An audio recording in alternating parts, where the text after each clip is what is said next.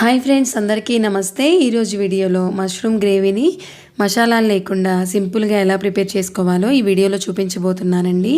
Non veg తినని వాళ్ళకి ఈ పుట్టగొడుగుల కూర చాలా హెల్దీ అండి. ఎందుకంటే విటమిన్ B12 డెఫిషియన్సీ అనేది లేకుండా చేస్తుంది. అంతేకాకుండా ఈ గ్రేవీ రెసిపీ మనకి రైస్, రోటీ, చపాతీలోకి చాలా టేస్టీగా ఉంటుందండి. ముందుగా ఈ కర్రీని ప్రిపేర్ చేసుకోవడం కోసం మష్రూమ్స్ని శుభ్రంగా వాష్ చేసుకొని ఈ విధంగా ముక్కల్లాగా కట్ చేసుకొని పక్కన పెట్టుకోవాలి. ఇప్పుడు స్టవ్ మీద ఒక ప్యాన్ పెట్టుకొని హీట్ అయిన తర్వాత ఒక 2 టేబుల్ స్పూన్ల వరకు ఆయిల్ని యాడ్ చేసుకొని ఆయిల్ హీట్ అయిన తర్వాత 1 టీ స్పూన్ వరకు ఆవాలు, కాస్తంత జీలకర్ర, 1 టీ స్పూన్ వరకు శనగపప్పు, కట్ చేసిన ఉల్లిపాయ ముక్కలు, కట్ చేసిన పచ్చిమిర్చి ముక్కలను కూడా యాడ్ చేసుకొని కాస్తంత కరివేపాకును కూడా యాడ్ చేసుకొని చక్కగా ఆనియన్స్ని ఫ్రై చేసుకోవాలి. ఆనియన్స్ మనకి బ్రౌన్ అయ్యేంత వరకు ఫ్రై చేసుకోవాలండి.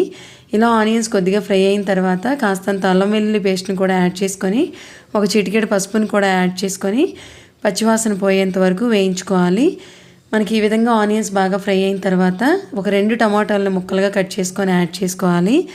ఇప్పుడు వీటన్నిటినీ కూడా ఒకసారి మిక్స్ చేసుకొని మూత పెట్టుకొని మధ్య మధ్యలో కలుపుతూ టమాటాలను బాగా మగ్గించుకోవాలండి. ఇలా మధ్య మధ్యలో మూత తీసి కలుపుతూ ఉంటే అడుగు అనేది పట్టకుండా ఉంటుంది. మనకి టమాటాలు బాగా సాఫ్ట్గా అయ్యేంత వరకు మగ్గించుకోవాలి. మనకి టమాటా ముక్కలు ఈ విధంగా సాఫ్ట్గా అయిన తర్వాత ముందుగా కట్ చేసి పెట్టుకున్న పుట్టగొడుగులన్నింటినీ కూడా యాడ్ చేసుకోవాలండి. ఇప్పుడు రుచికి సరిపడా ఉప్పు, రుచికి సరిపడా కారాన్ని కూడా యాడ్ చేసుకోవాలి. వీటన్నిటిని కూడా ఒకసారి బాగా మిక్స్ చేసుకోవాలండి. మనం ఇక్కడ సాల్ట్ని యాడ్ చేసాం కాబట్టి మనకి మష్రూమ్ నుంచి కొద్దిగా వాటర్ అనేది వస్తుంది. మూత పెట్టుకొని ఒక 2-3 నిమిషాల పాటు పుట్టగొడుగులను మగ్గించుకోవాలి.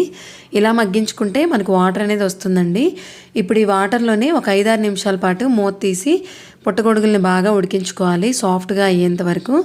మనకి ఈ విధంగా పుట్టగొడుగులు అనేవి బాగా ఉడికిపోయిన తర్వాత ఇప్పుడు ఈ కర్రీలోకి 1 టీ స్పూన్ వరకు పుట్నాల పొడి, 1 టీ స్పూన్ వరకు ఎండు కొబ్బరి తురుమును కూడా యాడ్ చేసుకొని వీటన్నిటిని కూడా ఒకసారి మిక్స్ చేసుకోవాలి. ఇలా మిక్స్ చేసుకున్న తర్వాత ఒక హాఫ్ గ్లాస్ వరకు వాటర్ని యాడ్ చేసుకోవాలండి. మనకి ఎంతైతే గ్రేవీ కావాలో గ్రేవీకి సరిపడా వాటర్ని యాడ్ చేసుకోండి. ఇప్పుడు సాల్ట్ని కూడా ఒకసారి చెక్ చేసుకొని అడ్జస్ట్ చేసుకోండి. మీడియం ఫ్లేమ్ పెట్టుకొని ఒక 5-6 నిమిషాల పాటు బాగా ఉడికించుకోవాలి. మనకి ఎసురు అనేది బాగా పలచగా ఉంది కదా, కాస్త చిక్కగా అయ్యేంత వరకు ఉడికించుకుంటే సరిపోతుందండి. కర్రీ రెడీ అయిపోతుంది. 5 నిమిషాల తర్వాత కర్రీ చూడండి, మనకు కాస్త చిక్కగా గ్రేవీ అనేది రెడీ అయిపోయింది. ఇక స్టవ్ ఆఫ్ చేసుకోవడమే. ఈ కర్రీ మనకి రైస్, రోటీ, చపాతీలోకి చాలా టేస్టీగా ఉంటుందండి. ఇక నా వీడియో కనుక మీకు నచ్చినట్లయితే లైక్ చేయండి, షేర్ చేయండి, సబ్స్క్రైబ్ చేసుకోండి.